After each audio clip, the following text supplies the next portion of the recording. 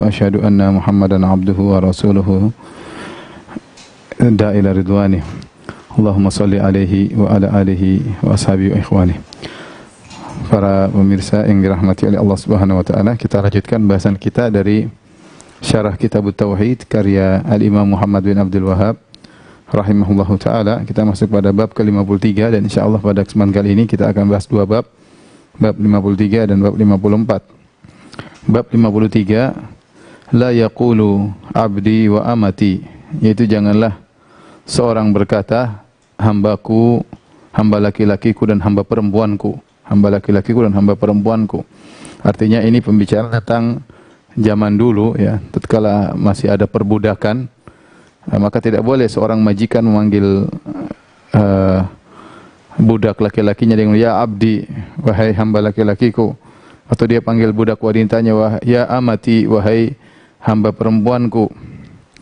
Ya, kemudian Al-Imam Muhammad bin Wahhab membawakan sebuah hadis wa fi sahih an Abi Hurairah radhiyallahu taala anhu, dari dalam hadis yang sahih riwayat Bukhari dan Muslim dari Abu Hurairah radhiyallahu taala anhu, anna Rasulullah sallallahu alaihi wasallam qala, Rasulullah sallallahu bersabda, la yaqul ahadukum, janganlah salah seorang dari kalian berkata at'im rabbak, berilah makan kepada Rabbmu, wa waddi' rabbak, berilah minum kepada Rabbmu, wal yaqul sayyidi wa maulaya, tapi ucapkanlah sayyidi, tuanku, wa maulaya. Ya, at'im rabbak, berilah makan kepada Rabb, maknanya Tuhan, berilah makan kepada Tuhanmu ya. Ya, tapi maksudnya di sini jangan mengucapkan tuan dengan lafal Rabb ya, nanti akan kita bahas. Waddi' Rabb, dan jangan berilah minum kepada Rabbmu, jangan ucapkan demikian, tapi ucapkanlah sayyidi wa maulaya, tuanku. Wala yakul ahadukum, dan jangan seorang dari kalian berkata abdi wa amati, hamba laki-lakiku dan hamba perempuanku. Wal yakul fataya wa fatati wa gulami, tapi ucapkanlah fataya itu para pemuda, pembantuku atau para pemudi, anak-anak buahku, dan wa gulami, atau ini semua maknanya budak, tapi hadis ini mengajarkan kepada kita untuk memilih lafal. Jangan sembarang mengucapkan lafal karena berkaitan dengan masalah tauhid ya. Para pemirsa yang dirahmati oleh Allah Subhanahu wa taala, tentunya kita tahu bahwasanya semua makhluk di alam semesta ini adalah hamba bagi Allah Subhanahu wa taala. Hamba ya, firman Allah Subhanahu wa taala, in kullu man fis samawati wal ardi illa atir rahmani abda. Tidak ada makhluk di langit maupun di bumi kecuali datang kepada Allah sebagai hamba. Sebagai hamba. Kita semua adalah ya, ibadullah, kita adalah hamba-hamba Allah Subhanahu wa taala ya. Dan kita tahu bahwasanya Rabb kita adalah Allah Subhanahu wa taala. Makanya bab ini mengajarkan tentang pengagungan terhadap Allah. Jangan kita mengucapkan lafal yang kita tidak bermaksud tetapi seakan-akan maknanya mirip dengan Allah Subhanahu wa taala. Misalnya seorang budak berkata kepada majikannya ya Rabbi, wahai tuanku. Rabbi, tuanku, tapi makna Rabbi itu mirip dengan nama Allah Subhanahu wa taala. Maka hendaknya dia ganti dengan ya Sayyidi, ya Maulaya ya. Karena makna tersebut lebih tidak mirip dengan nama Allah Subhanahu wa taala. Tapi saya akan bahas di sini ya.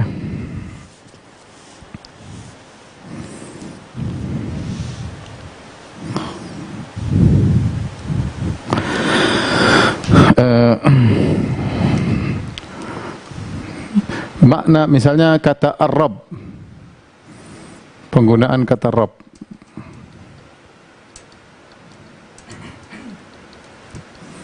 Ar-Rabbu,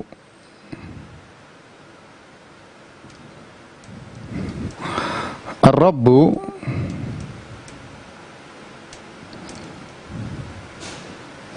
bisa dua penggunaan. Yang pertama secara mutlak,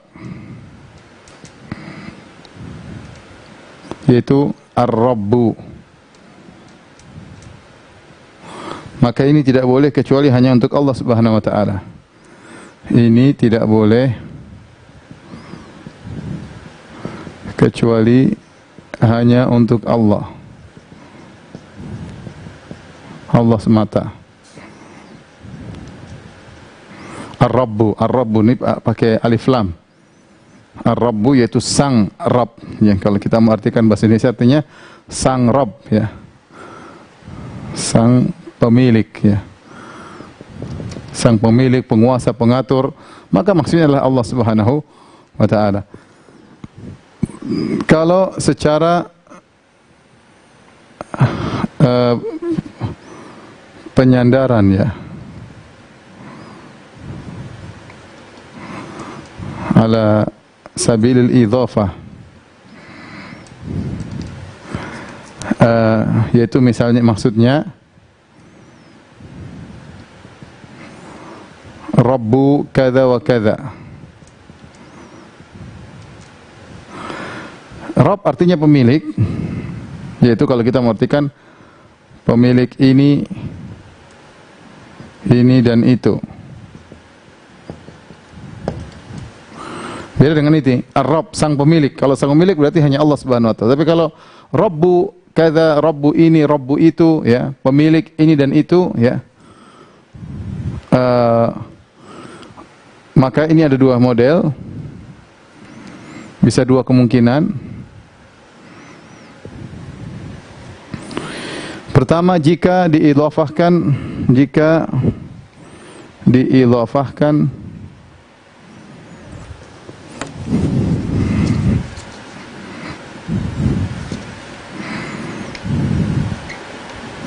atau disandarkan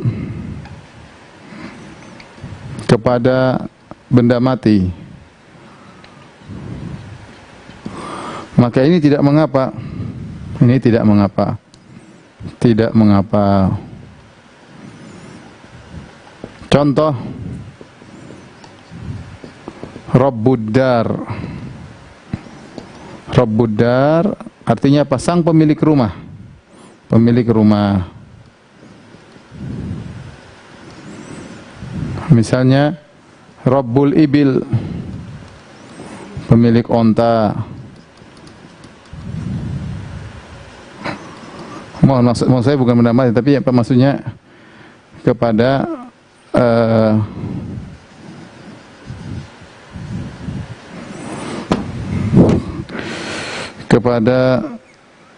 selain manusia, ya. Selain manusia dan jin, selain manusia lah gampangannya, karena kita bicara tentang manusia. Selain manusia. Misalnya Rabbud Dar, pemilik rumah, Rabbul Ibil, pemilik onta. Ini enggak ada masalah, ya. Kenapa? Karena onta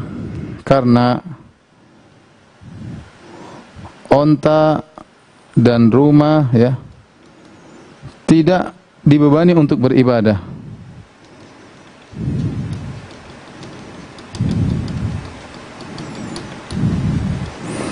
Seperti mereka tidak dibebani. Saya mengatakan saya Rabbul Ibil, saya adalah pemilik onta, Robnya onta, ya, enggak ada masalah. Onta tidak pernah menyembah saya. Tapi kalau saya bilang saya Robnya Jono misalnya, wah, seakan-akan saya Tuhannya Jono, jadi masalah. Jadi masalah. Tapi kalau saya bilang saya Robnya, Rob itu arti bahasa Arab artinya pemilik. Saya pemilik onta, saya pemilik rumah, ya, Rabbul Manzil, Rabbud Dar, ya, Rabbul Ibil, seperti perkataan kakek Nabi Abdul Muttalib ketika dia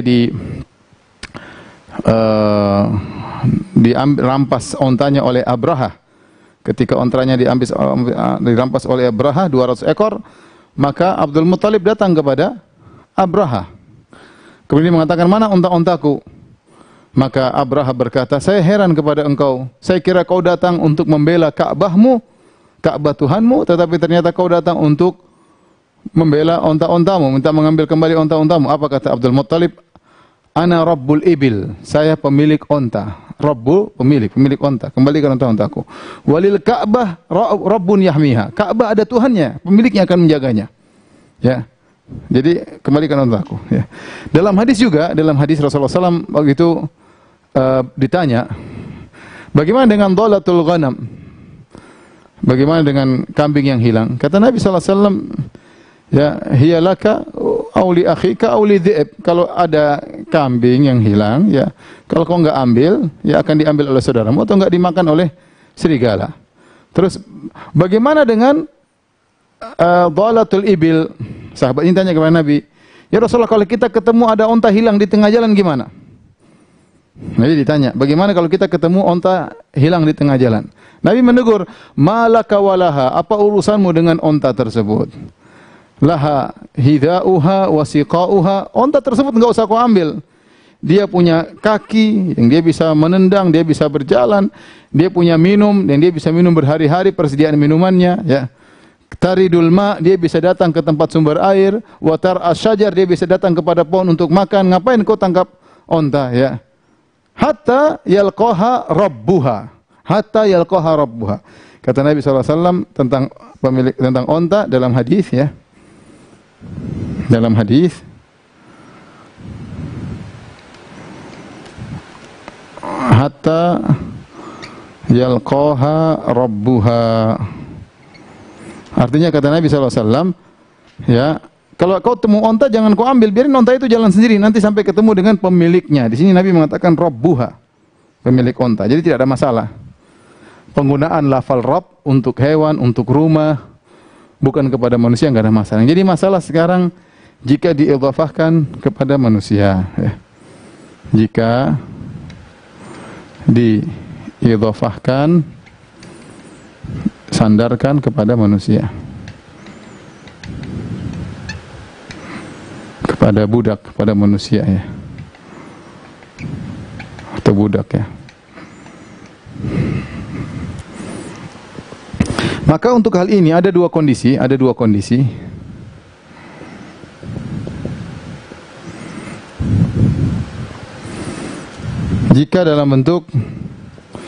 jika bukan dalam bentuk mukhatabah, ya. Mukhatabah yaitu pembicaraan dengan orang kedua. Pembicaraan dengan orang kedua.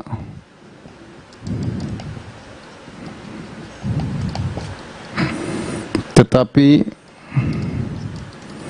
pengkhabaran atau orang ketiga. Ketiga, ya. Maka ini khilaf. Ini khilaf. Maksudnya bagaimana? Maksudnya saya bilang, misalnya saya mengatakan misalnya ada orang namanya Abdullah punya budak namanya misalnya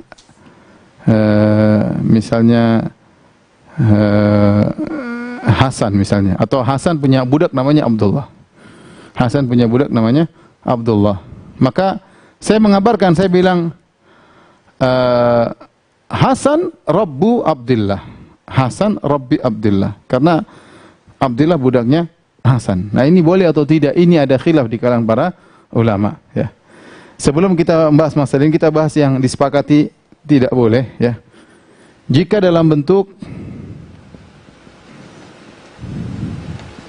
mukhatabah, ya, para pemirsa yang dirahmati Allah Subhanahu wa taala, ini pembahasan kalau sekarang sudah tidak perlu karena kita nggak ada budak, ya. Cuma saya ingin menjelaskan tentang zaman dahulu, tatkala ada perbudakan, ini perlu diperhatikan masalah ini. Tatkala kita manggil, misalnya kita punya budak, kita panggil. Ya, sekarang udah nggak ada budak, alhamdulillah, nggak ada perbudakan.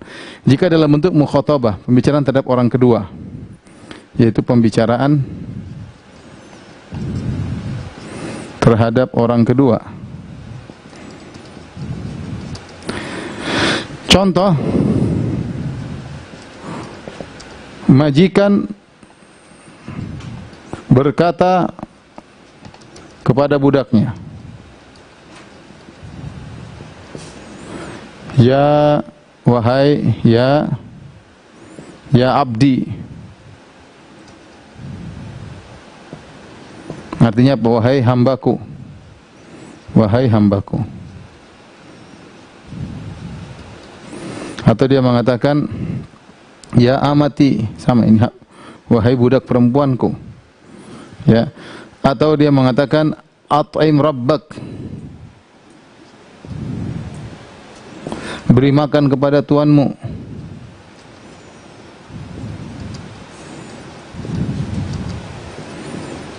Wasqi rabbak, berilah minum kepada Tuhanmu. Atau budak berkata kepada tuannya,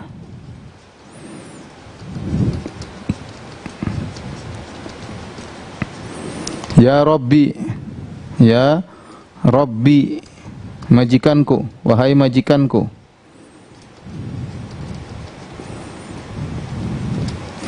Nah, inilah yang jadi masalah. Jadi saya contohkan penggunaan kata Rabbi dan Abdi, ya, antara dalam sisi saling berbicara dengan orang kedua. Tatkala majikan berbicara kepada budaknya, ya Abdi, wahai hambaku, wah ini repot. Padahal kita semua hamba Allah Subhanahu wa taala, jadi masalah. Wahai hambaku, ya amati, wahai hamba perempuanku, ya. Dalam hadis banyak Allah mengatakan ya ibadi, wahai hamba-hambaku. Dan sekarang kita bilang sama budak kita, wahai hambaku. Ini jadi masalah karena ini mirip. Memang tidak secara bahasa tidak mengapa, tapi secara makna khawatir menyaingi Allah Subhanahu wa taala. Maka Nabi bilang jangan ucapkan kata demikian. Sama misalnya dia mengatakan kepada anak buahnya, at'im rabbak, yaitu maksudnya kasih makan bosmu. Tapi bahasa Arabnya at'im rabbak, kasih makan kepada Rabbmu. Wah, Rabbmu. Padahal Rabb maknanya bos. Maka Nabi bilang jangan pakai lafal Rabb, pakai lafal yang lain. Maksudnya begitu. Karena kalau pakai lafal Rabb seakan-akan Tuhan dikasih makan. Ya, makanya Nabi mengatakan tidak boleh. Nah, ini sepakat para ulama, ini tidak boleh. Cuma khilaf lagi di sini, tidak bolehnya makruh atau haram. Yang benar haram. Yang benar adalah haram, tidak boleh. Yang jadi masalah sekarang kalau bukan dalam bentuk perkataan orang kedua mukhatabah, tapi orang ketiga. Misalnya saya bilang tadi, dia adalah Robnya si Fulan. Si Hasan adalah Robnya Abdullah, maksudnya majikannya Abdullah. Apakah boleh atau tidak? Ya. Ini ada khilaf yang panjang, tapi saya lebih condong bahwa itu tidak mengapa. Tidak mengapa karena banyak dalil yang menunjukkan akan tidak mengapanya. Contohnya, Nabi SAW dalil yang mengatakan ini boleh. Nabi mengatakan tentang tanda hari kiamat. Kata Nabi SAW, antalidal amatu rabbataha. Bahwasanya di hari kiamat kelak ada seorang budak melahirkan Robnya, melahirkan tuannya. Jadi Nabi mengabarkan orang ketiga, itu enggak ada masalah. Ya. Contoh, Yusuf alaihissalam dalam Al-Quran juga berkata kepada orang yang akan keluar dari penjara, dia mengatakan, udhkurni inda rabbik. Sebut-sebut aku di sisi Rabbmu, maksudnya di sisi rajamu. Ya, tidak sedang mukhatabah, tapi bercerita tentang kau dan rajamu. Contoh lagi, Nabi Yusuf berkata kepada orang datang kepada Nabi Yusuf, kata Nabi Yusuf, irji ila rabbik, pulanglah kepada Rabbmu. Ini juga sama, pembicaraan orang ketiga. Bukan anak buah berbicara kepada majikan, bukan majikan berbicara kepada budak. Ya.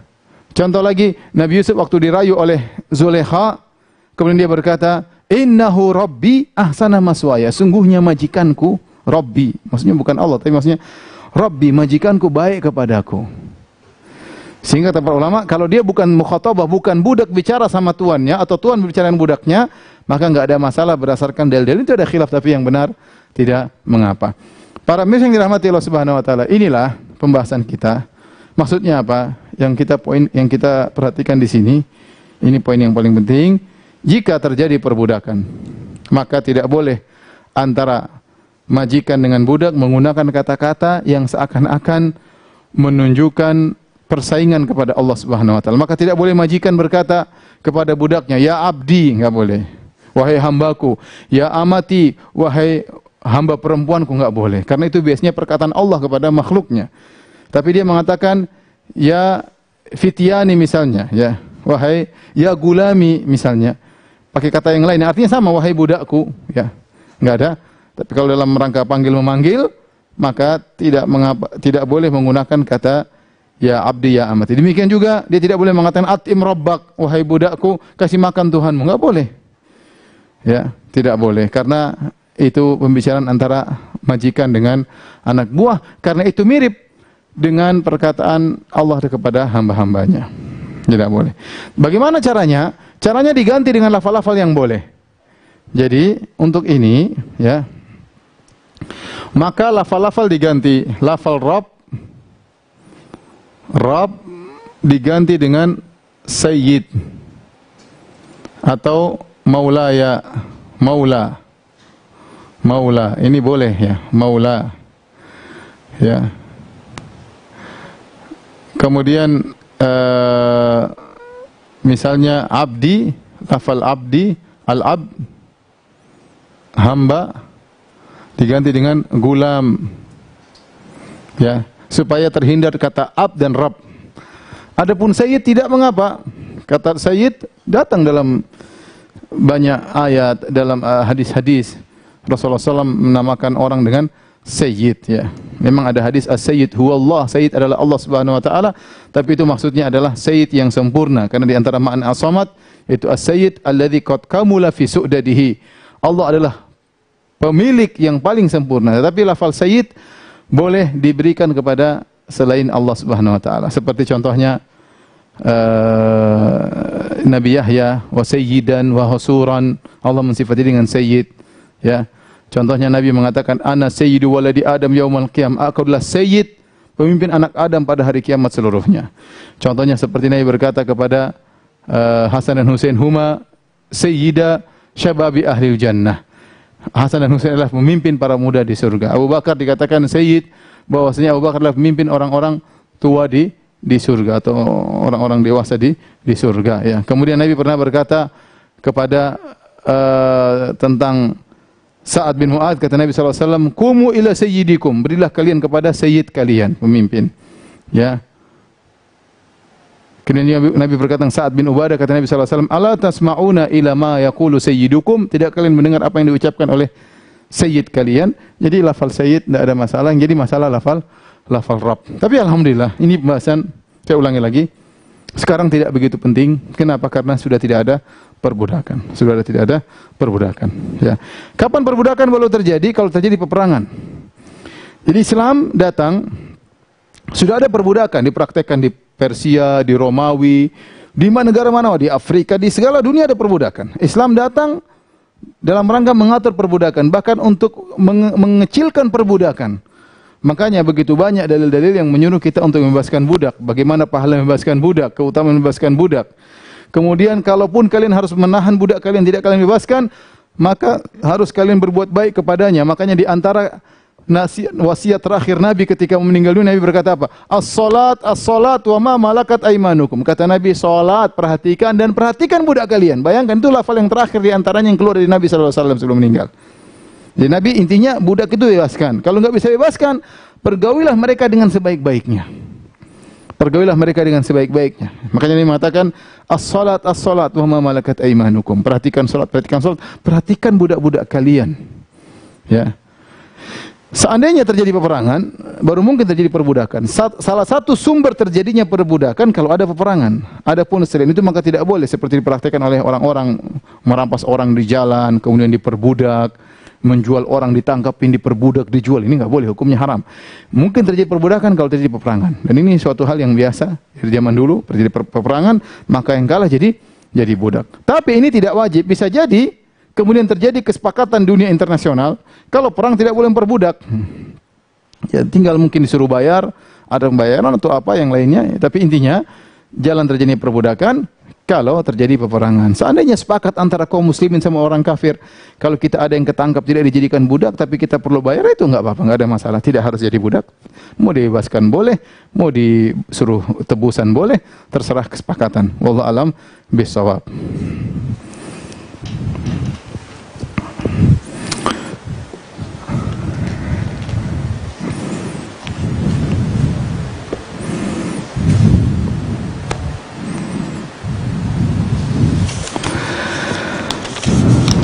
Baik, kita lanjutkan bab berikutnya, ya.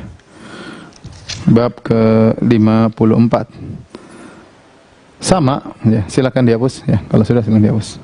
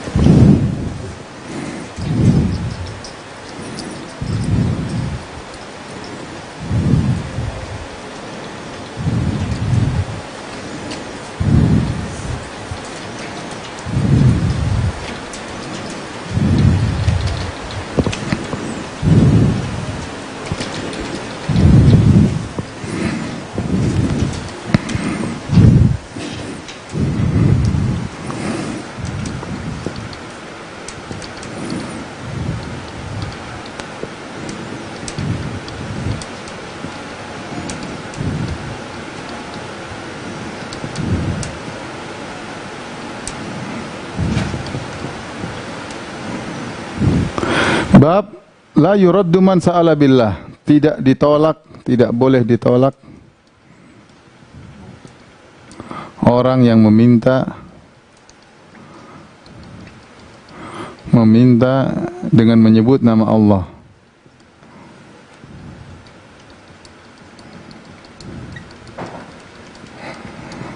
Jadi ini diantara kesempurnaan tauhid, pengagungan terhadap tauhid. Kalau ada orang bilang sama kita, as'aluka billah, saya minta kepada engkau dengan menyebut nama Allah, maka kalau kita bisa, kita kasih.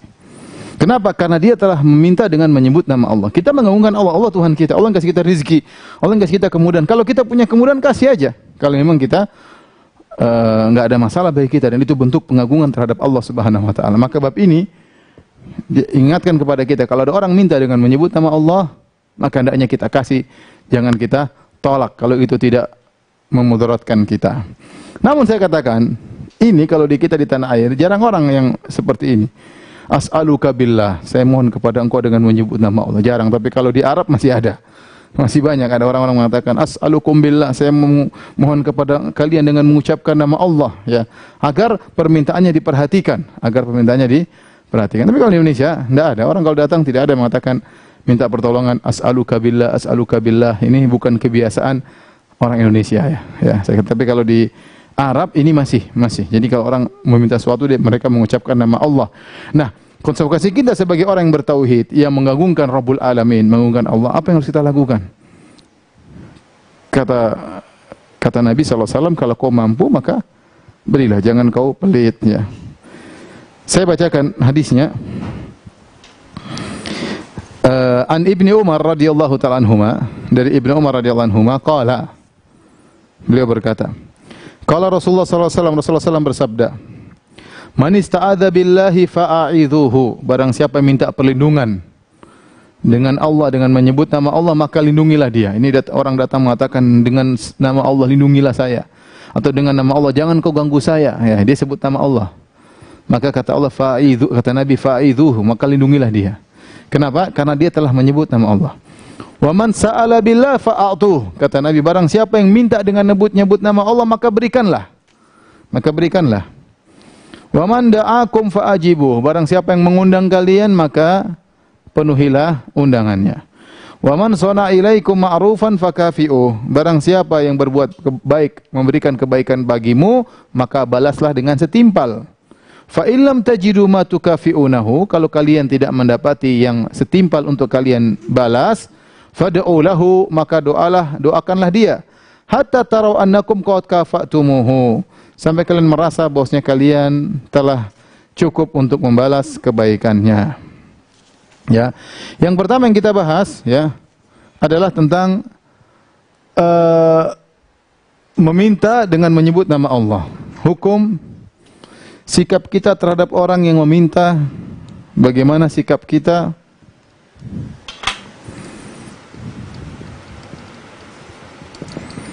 kepada orang yang meminta dengan menyebut nama Allah.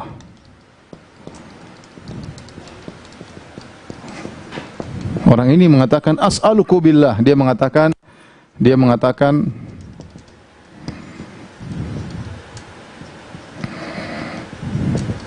aku memohon kepadamu dengan menyebut nama Allah.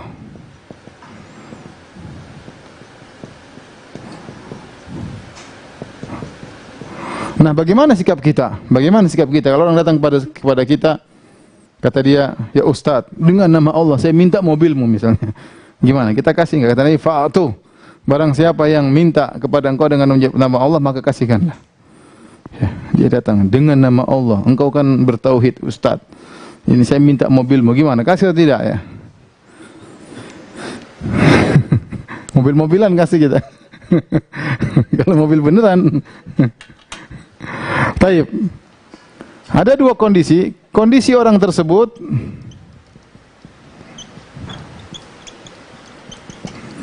yang pertama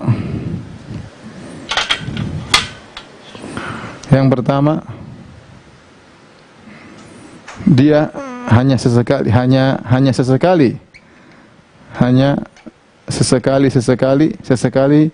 minta dengan nama Allah. Kita kenal dia sesekali aja baru minta dengan nama Allah. Kalau ini yang kedua, selalu kalau minta menyebut nama Allah.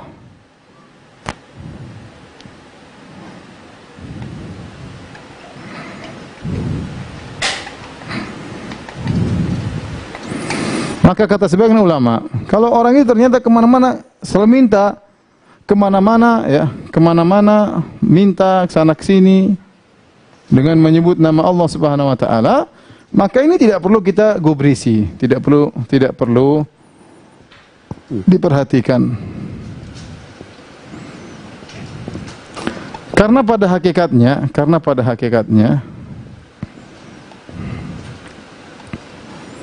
dia tidak mengagungkan Allah.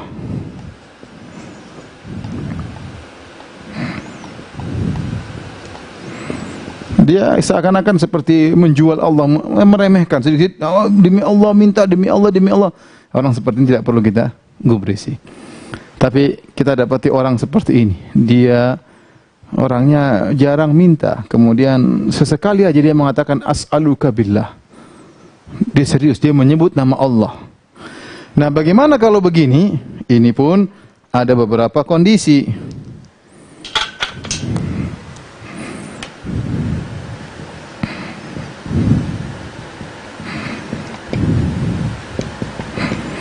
Dilihat, pertama,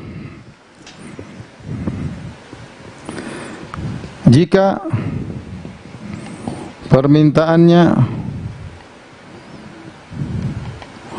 dalam rangka maksiat,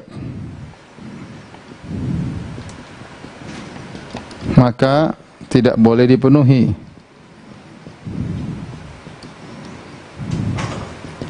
Misalnya mengatakan demi Allah kau harus bermusuhan dengan adikmu. Misalnya dia bersumpah demi Allah agar seseorang ribut dengan kerabatnya, agar seorang ribut dengan istrinya, agar seorang menceraikan istrinya. Misalnya demi Allah ceraikan istrimu. Saya minta kepada engkau demi Allah ceraikan istrimu. Enggak boleh, karena itu permintaan dalam rangka maksiat. Ya, permintaan dalam rangka maksiat. Ya. Yang kedua, ya jika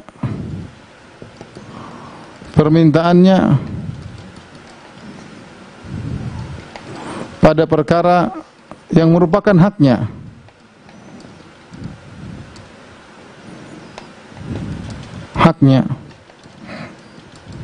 maka ini wajib, ya.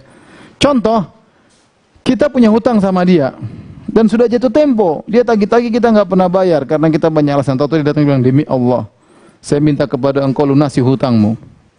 Ya, kita bilang ya wajib. Dia nggak usah bilang demi Allah aja kita harus wajib bayar, apalagi dia sudah bilang demi Allah.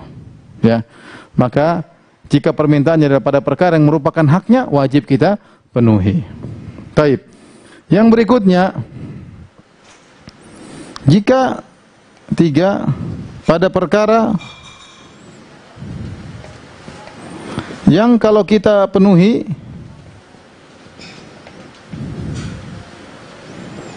sangat berat dan memberi mudarat kepada kita, mudarat, maka tidak perlu.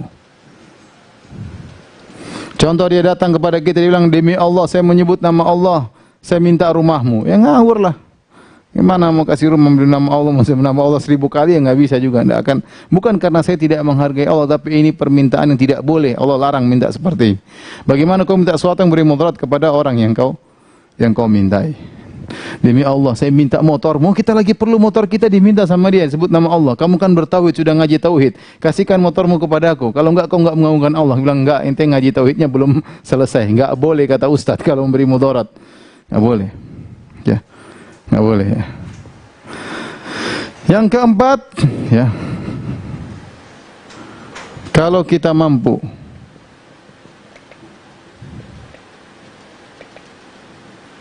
dan tidak memberi mudarat, maka ini yang pembahasannya. Bagaimana permasalahannya? Khilaf. Ada yang mengatakan wajib,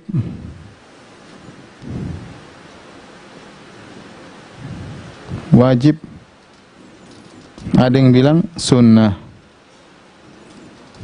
Ya, ada yang bilang wajib, ada yang bilang sunnah. Seorang datang kepada kita, dia bilang, ya fulan, dengan nama Allah saya minta kepada engkau 5 juta. Saya lagi butuh, demi Allah saya minta uang 5 juta. Kita punya uang misalnya 50 juta.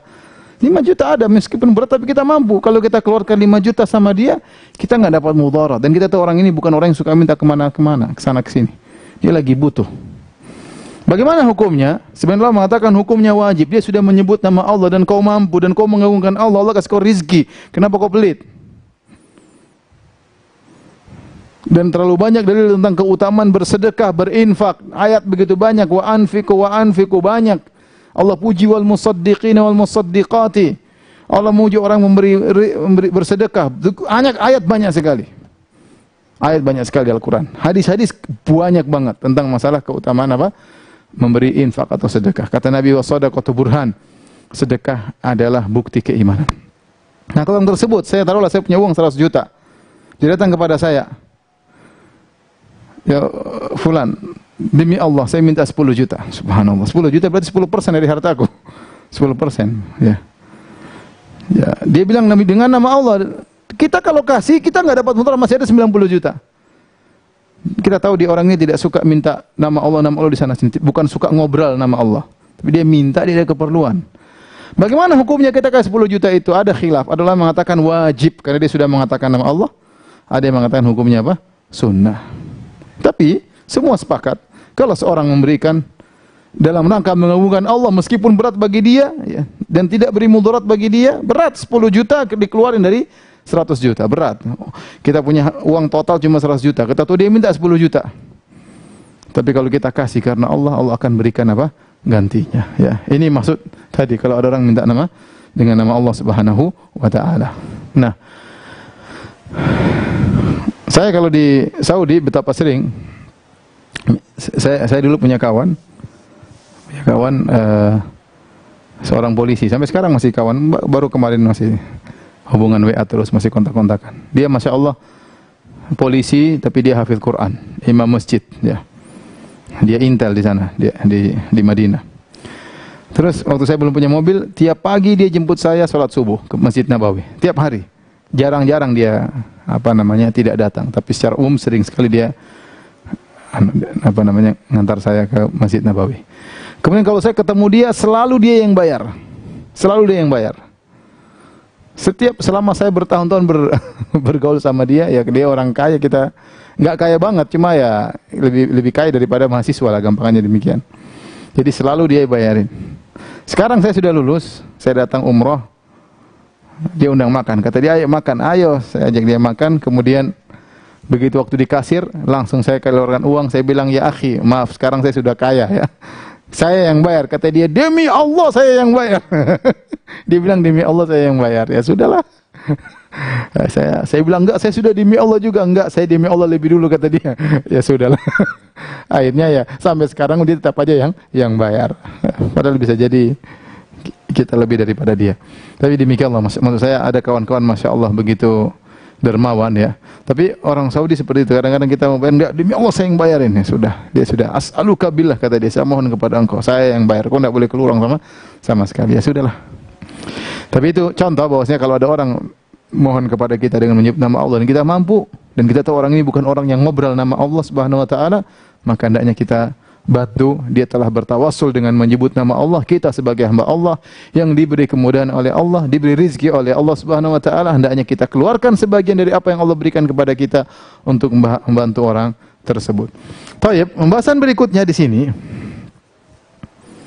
kata Nabi SAW, man ista'adza billah fa'idhuhu, barang siapa yang minta pertolongan kepada engkau dengan nama Allah, maka berilah pertolongan kepada dia. Ya. Dia bilang, demi Allah bantulah aku misalnya. Orang itu telah menggangguku. Demi Allah bantulah aku untuk menghindarkan gangguannya dariku. Maka kita kalau mampu kita wajib untuk membantunya. Kenapa dia menyebut nama Allah Subhanahu wa taala? Yes. Selain dia adalah sesama muslim, yang jadi masalah dia menyebut nama Tuhan kita. Tuhan kita yang telah menciptakan kita, yang telah beri kekuatan kepada kita, telah memberikan kita segala kemudahan. Dia sebut nama Tuhan kita, dia bertawassul dengan nama Tuhan kita, kemudian kita tidak bantu, ya. Ya saya gampangannya nggak usah jauh-jauh. Misalnya ada orang datang, kemudian dia mengatakan, ya Ustaz, ya, saya dapat memo dari istri Ustaz atau dari anak Ustaz. Ya saya pasti menghargai itu. Ya, karena ini orang dekat-dekat saya, orang-orang dekat saya, ya, atau dari kawan dekat saya ini saya dapat memo. Saya akan perhatikan. Ya, apalagi dia menyebut nama Tuhan kita, ya, menyebut nama Tuhan kita, maka seharusnya kalau kita mampu kita harus bantu. Kalau nggak mampu lain cerita, mampu ya di luar kemampuan nggak ada masalah, kita nggak bisa bantu. Ya seperti tadi dia mengatakan, demi Allah saya minta rumahmu. Kata rumah, mau bilang demi Allah 1000 kali pun kalau saya nggak bisa gimana ya. Baik. Kemudian permasalahan berikutnya, kata Nabi SAW, "Man da'akum fa'ajibu." Barang siapa yang mengundang kalian, maka penuhilah undangan tersebut. Penuhilah undangan tersebut. Tolong dihapus.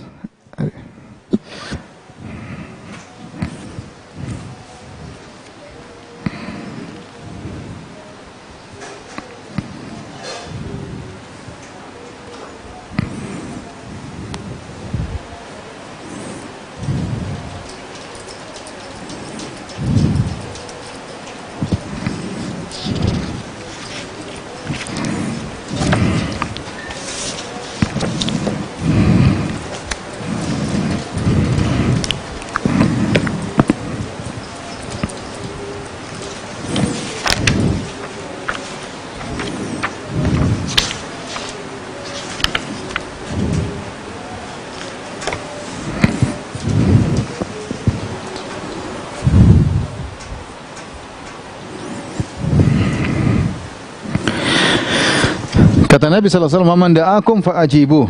Kata Nabi SAW, "Wa man da'akum fa'ajibu." Barang siapa yang mengundang kalian, ya. Siapa yang mengundang kalian,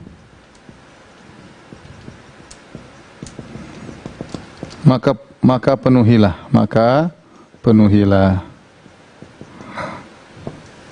Perlu membahas undangan walimah ada 2 model ya. Yang pertama walimatul urs. Walimatul urs yaitu pernikahan. Walimah pernikahan. Yang satunya selain walimah pernikahan. Ini banyak bentuknya ya. Contoh misalnya walimah khitan, sunat. Contoh walimah kelahiran, akikah. Contoh lagi disebut oleh para fuqaha, ini semua dalam buku-buku fikih. Walimah peresmian rumah baru ya. Peresmian rumah baru atau penempatan rumah baru, syukuran ya. Kemudian walimah pulang dari safar disebut dengan nuqai'ah, ya, pulang dari safar. Atau walimah tanpa sebab.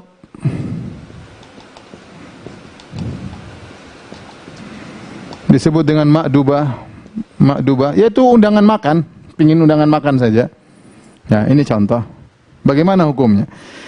Kalau ini yang benar hukumnya adalah wajib jika memenuhi persyaratan.